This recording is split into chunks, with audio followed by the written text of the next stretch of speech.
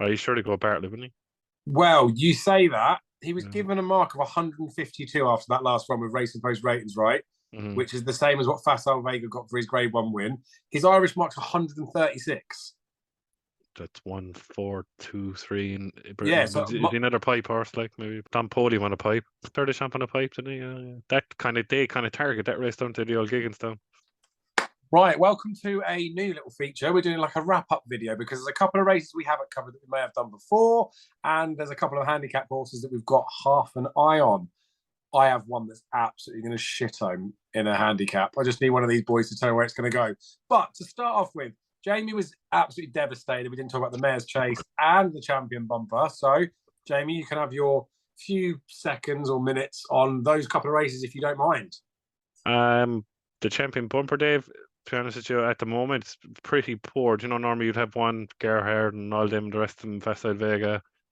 There's two to stand out at the moment, and one has run at Cheltenham already, and the other one just ran at Leopardstown, did a good time there. I mentioned that one first. The only thing is it had no weight. Do you know what I mean? Like 11 stone, £7 claimer is facile mode for Tom Mullins. He's definitely going to. They're going to pay whoever wants to buy him is going to pay a packet for him anyway. He was really impressive. The other two horses in the back of your head is that race at Ferryhouse on Hatton's Grace Day was the day with better days ahead, and Chapeau de Soleil. Chapeau de Soleil surely is better than what he's shown. He was all over the place that day. I definitely give him another chance, and I'm sure he's going to go to the Grade 2 bumper, the Facile Vega on the DRF. And the other horse, obviously, is Queen's Gamble. I'll tell you, it would take a good horse to beat Queen's Gamble, given it £7 in the bumper. Remember, Mares have won that bumper. Fiona, I can't remember the Willie Mullins horse, but to Relegate. me, relegate, yeah. But the Queen's Gambit is a really good horse, and it'd take a good horse to give him £7. I say that now for nothing. Onto the Mayor's Chase, three hand reel. Obviously, it's Impervious, second favourite. Then the third favourite is Scarlet and Dove, and of course there is the monster. It is Allegory de Vassie. You have to remember too, Dave, that Impervious and Allegory de Vassie are novices. Now I know a novice won the first race of it is called Reevy, right, and beat Ellie May, but I took a bit of 12s, 14s on Scarlet and Dove, and the turn of foot, I know it was a slowly run race there, went through it there early in the videos. Ran in the race. I thought it should have won the race last year, and it is definitely still a value at 7-1. Even though Allegory Vassie is a monster, but you know, this is going to cut up. At the moment, you're 7-1 each way, Scarlet and Dove. Proven has ran in the race. I think it's a cracking bet each way. Yeah, that's fair enough. And I remember when I watched one of the Let's Talk Racing videos, Blair White put up Scarlet and Dove, and it was like one of those that I didn't want to like pick holes in it for the sake of it, but I looked and I was like, to be fair, it's like a solid enough bet. And that was before she's sort of done what she's done since. So I think she's all right. Allegory de Vassie does look in that mould of just could be the next sort of The Mullins. monster. Yeah, absolute monster. And again, I go back to when Benny DeJu was doing stuff as a mare over fences, wanted her to go running on a Ryanair, never did, but she does look filthy, didn't she? And she's the only one to beat Brandy Love as well, isn't she, that you guys bum? Yeah. Speaking of bumming Brandy Love, Daryl, is there anything that you fancy? We've talked about there the bumper, and Lucy talked about the Mayor's Chase. Anything outside those races we haven't covered yet that you want to give a mention to before I tell you the handicap bet of the week? I'll just give a quick mention in the bumper to Captain Teague, Paul Nicholls. I think this horse is a very, very good horse, and he's around 40-1. Look, it's a champion bumper. You ain't got make much of a case for a horse, but I mean, he only won his bumper debut round Plumpton, but that was far too sharp for him. He looks like a really nice horse. 40-1, can't really complain about that. Mayor's Chase, Allegory de Vassie really, really impressed me. Really impressed me. I've actually put up Tell Me Something Girl, who I thought ran okay on Chase debut. She's sort of a spring horse, so they always work back from Cheltenham with her. She takes a good bit of getting fit, so I think she could prove a different proposition in the spring, but Allegory de Vassie could be very, very hard to beat. Very hard to beat indeed.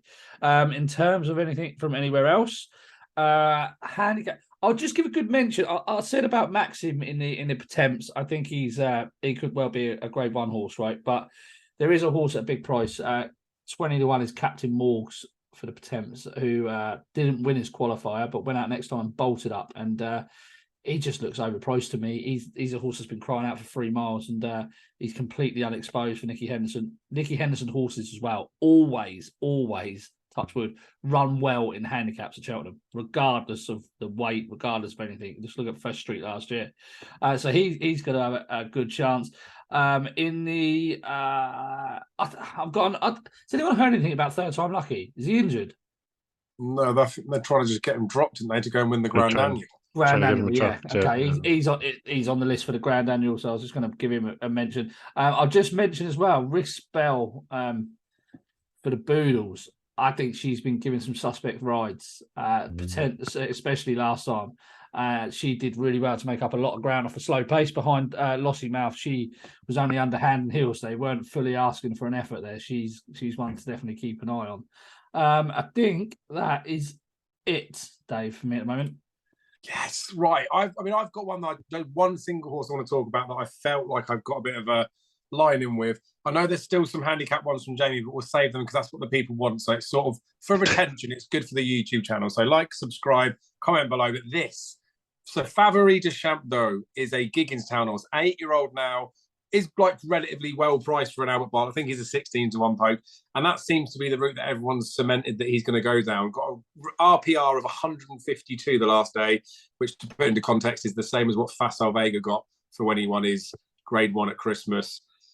This horse has got an Irish mark of 136. So add UK tax, even if they're going to be brutal, which they're not so much anymore, are they? He might end up being like your low 140s type, and they might end up deciding to go down the handicap route with him. So if they didn't bring him over and he ran in Ireland off a handicap of 136, I would be tempted to have an absolute lump job on him. So forget even Cheltenham potentially if he doesn't come over it, because he has raced exclusively right-handed. I'm not saying that's necessarily by design.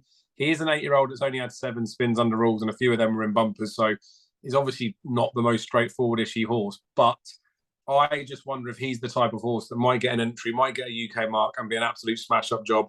And as I loosely said before, Jamie kindly mentioned some of the Gigginstown horses that have gone and won a Martin Pipe that are absolute ploddy stayers, like your Don Polies, like your Sade Champs. So I quite fancy him. Whether it is actually in the Martin Pipe or not, I don't know, but I fancy him for a handicap at some point very, very soon. Jamie. Oh, Daryl wants to say something. Go on, Daryl. Sorry. Do you know who he beat in a bumper at Furless 2 years ago in February? No. He beat Run for Oscar, right? And he beat Ajero, who's rated 135 over hurdles as well in Britain. That's the Kim Bailey or something.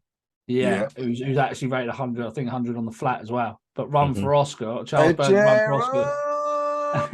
Yeah, no, that was a good punt that day. But Run for Oscar's rated 145. 105, yeah. And we know Surely he Carl won Cup, the, I'd say. he won the Cesarewitch as well, didn't he? So. Yeah.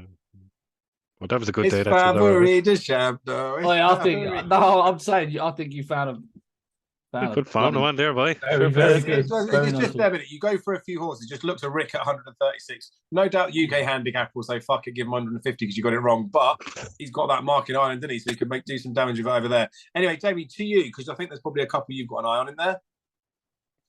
First day, yeah, I said to you earlier there pre-recording is Mr. Coffee and Pet Fancy are just in my radar. Look, they might not run. Who cares? Just they're on my radar for the Ultima. The Bulls, I haven't a clue yet. Darren mentioned a good one there. Did Common practice running that race as well with the...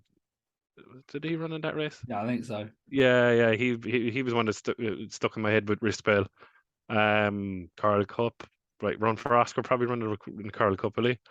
Or the Per Temps. Carl Cup, he's not qualified for the Per Temps, so he probably run the Carl Cup off 145. Has to have a chance. I have in my head, Dave, and might not run. I just in my head, and then the way it didn't stay at Nace, I think a strong run 2 mile in the Grand Annual will suit the Flame Bearer for Willie Mullins. Just in my head, might not run. Just put it in the top of my head. Maxim, I love Max, but I had a good bet in him at Christmas. The only horse I suppose who get near him is another Charles Burns horse. Going on about Charles Burns on it is Shoot First. There's one in that race, and I think he was given a suspect ride in the Shoot First. So it was a horse for Gordon Ailey called Salvador Ziggy. He's in my radar for the Per Temps of 145. I'm almost certain he is. Well, that's the first 3 in the market. Well done. Yeah. That's good. That's good, isn't it? He's just reading off the betting list, Dave. I'm not like the rest of the boys. I don't need a sheet. I mean, if you need a sheet, kill me now for saying that. Up, shouldn't we? That's about it, Dave. There's no one else really on the radar. I suppose, as I said, I mentioned if 3-card brag doesn't go in the Bartlett, I'll take you on with 3-card brag against Favorita Shampoo all day. Yeah. Lovely. Well, I think that's been really productive this evening. I genuinely, guys, I don't know if I can ever say enough. I really appreciate speaking to you two. I love talking horses, full stop, but I love talking horses mostly with you two because A, it's good banter. B, we seem to agree on quite a lot of stuff. And C, when we don't agree, we really fucking don't agree. So appreciate your time. Hope people have enjoyed it. Like, subscribe to the channel, comment below, and we will catch up with you all again soon. Be lucky.